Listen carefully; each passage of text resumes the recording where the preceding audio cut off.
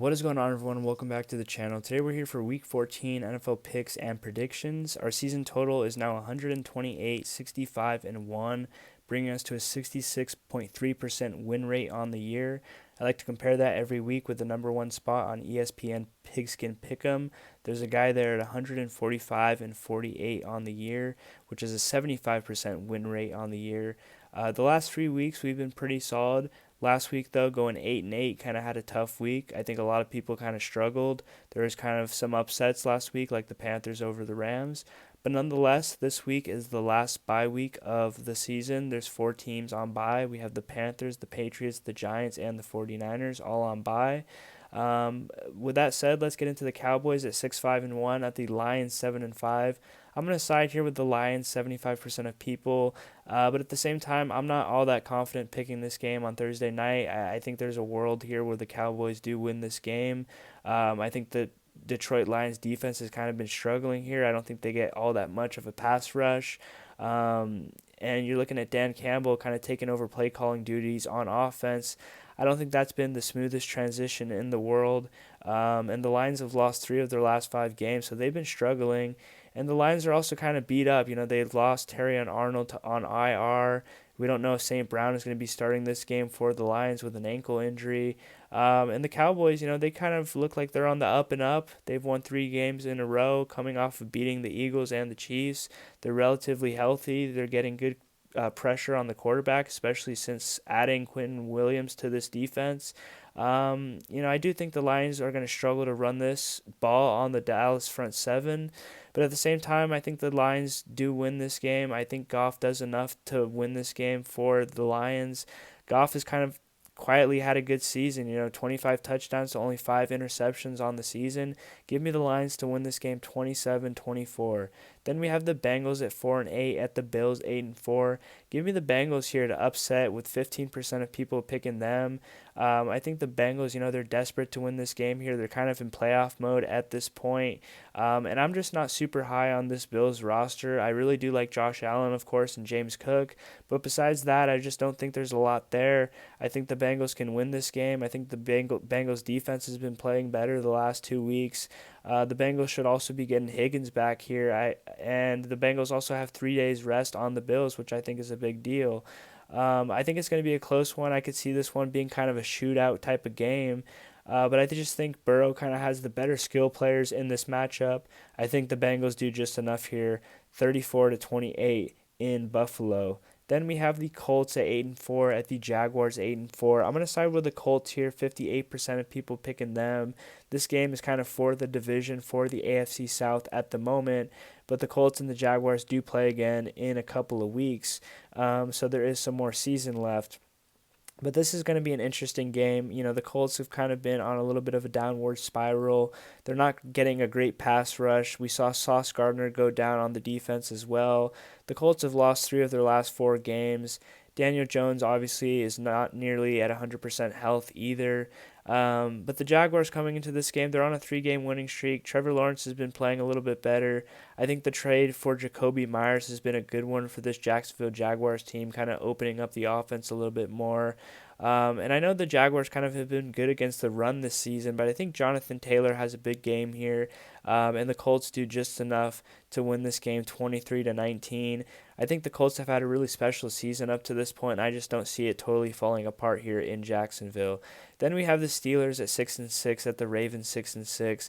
Another kind of division leader situation here. I'm going to side with the Ravens reluctantly with 81% of people picking them. I just haven't loved what I've seen from the Ravens the last few weeks. But, the Ravens have 3 days rest here on Pittsburgh. It's the Ravens' 3rd consecutive home game. I do feel like Lamar and Henry have kind of lost a step, but I'm going to take them over an injured Rodgers. But like I said, my confidence level is kind of low for this game. Give me the Ravens, though, to win this one 21-20.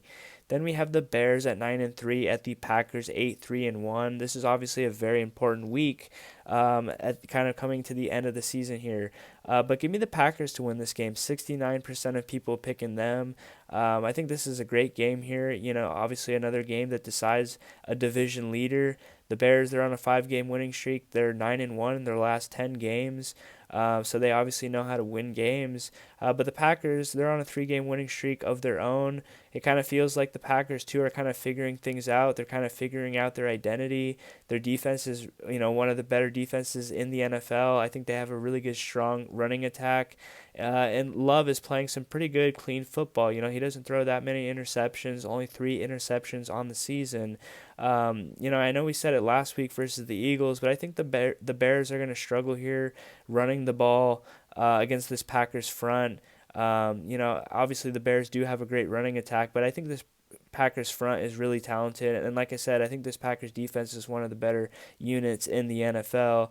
Another factor for this game, it's going to be cold here, likely under 20 degrees in this game in Green Bay, Wisconsin, of course. So I think it's going to be interesting. The Packers also have a day's rest on Chicago. So give me the Packers 17-14 in a low-scoring game here. I really do like this pick. Then we have the Texans at 7-5 at the Chiefs 6-6. Give me the Chiefs with 72% of people picking them. Another great defensive team in the Texans, probably the best defense in the NFL. They've won 4 games in a row, the Texans have. But I think the Chiefs are absolutely desperate to win here in this spot. I think if the Chiefs lose, their season is kind of over. It's kind of finished. And I think the Chiefs at home, they've been great this season. They've only lost once at home this entire season, week 2 to Philly.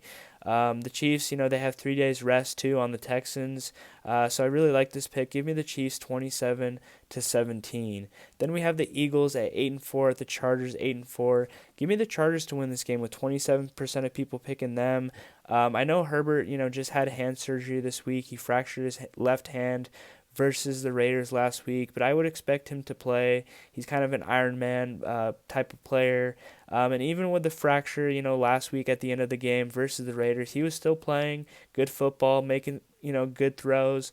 So I would expect him to play in this game.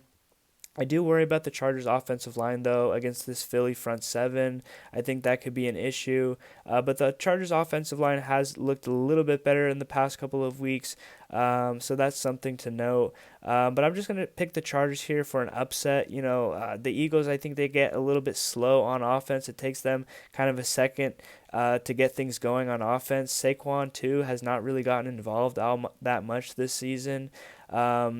And you're looking at the Eagles, they've lost their last 2 games in a row, so I just don't think they're a very hot team right now. The Chargers is their second consecutive home game coming off of the bye. I think the Chargers win this game 24-20. Then some of the other games I was going to quickly talk about, we have the Titans at the Browns here. I'm going to go with the Browns, 84% of people picking them. The Browns, I just think their defense gets them through this game. I still don't really think Stefanski has that much faith or really doing many favors for Shedeur. But I do think that Shedeur is kind of giving this Browns team a little bit more life than Dylan Gabriel did. So you do have to give him a little bit credit for that. But this is the second consecutive home game for Cleveland. Yeah, obviously a very good home field advantage. Give me them to win 23-17.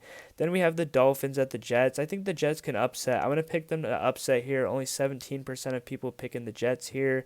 The Jets, they've won 3 of their last 5 games. Seems like their defense has actually gotten better since trading away some of their better players. I think Breece Hall is still one of the better players in the NFL as well. And the Jets have kind of an underrated offensive line, so I think the Jets do kind of have a formula to win this game. I think if Tyrod Taylor can play some efficient football, I think the Jets can win this game. It's the Jets' second consecutive home game here. Give me the Jets to win this game 20-16. I think there was one other game here that I wanted to talk about that I skipped over. The Commanders at 3-9 at the Vikings 4-8. I'm going to go with the Commanders here. 56% of people picking the Commanders just purely off of quarterback play. Obviously the Vikings, I think, just are in the toughest quarterback situation in the NFL. We saw Max Brosmer start for them through 4 interceptions versus Seattle last week, where the Vikings lost 26-0.